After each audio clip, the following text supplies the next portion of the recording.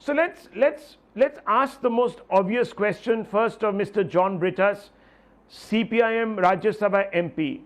Sir, why is the Kerala model not being able to, at least on the face of it, live up to its reputation? What's gone wrong in this second wave? Or perhaps, if you really look at the numbers, just a few weeks before really the second wave hit us, what's gone wrong, Mr. Brittas?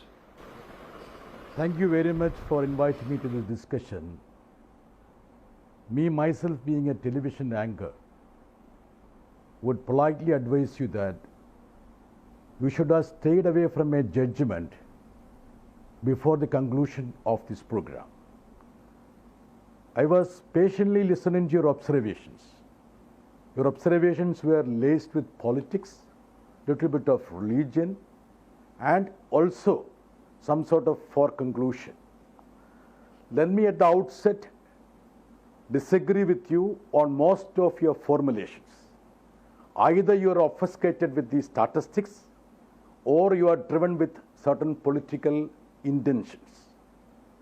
Please have the patience to hear me. When you concluded that the Kerala model has collapsed, either you haven't understood what is this model or you are pretending to be oblivious about the reality. Let us come to the statistics. I have a request. Please don't be driven by statistics alone if it is in contradiction with the facts. What are the facts with regard to the COVID statistics? That is very important. It's true that the number of patients in Kerala may be half of the total patients in the country. But let us see the reality. What is the reality? We flattened the curve. We made it a point that we would gradually raise it and also bring in the vaccination.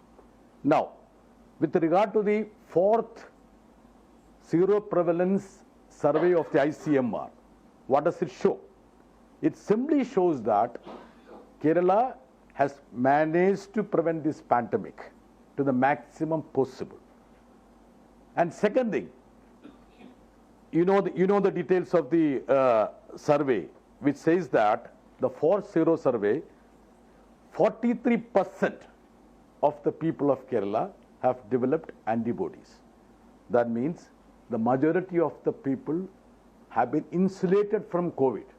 That is the answer to it. Whereas the national average is 67.6%. And this has been consistent. Even in the first survey, we have been 0.33, whereas the national average was 0.73.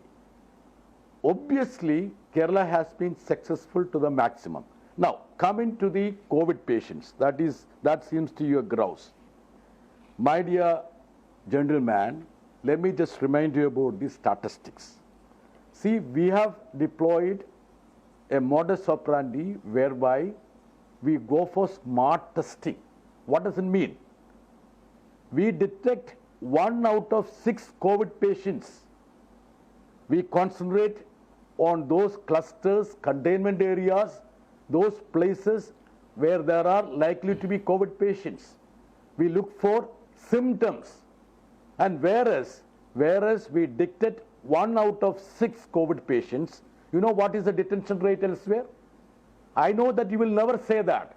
The detention rate of UP is 1 out of 100.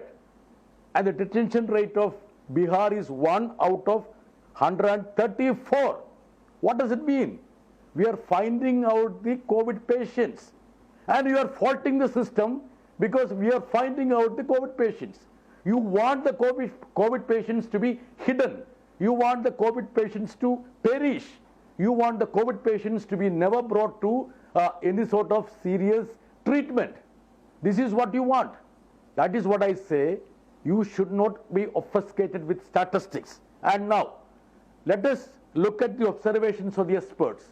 I know that you will never depend on experts because you went to an uncharitable way of passing a judgment about the Kerala model without even knowing the basics of the Kerala model. What does the experts say? The experts like the famous microbiologist, popular virologist, Gagandeep Kang. She lauded the Kerala experience. She said this is the right way of doing.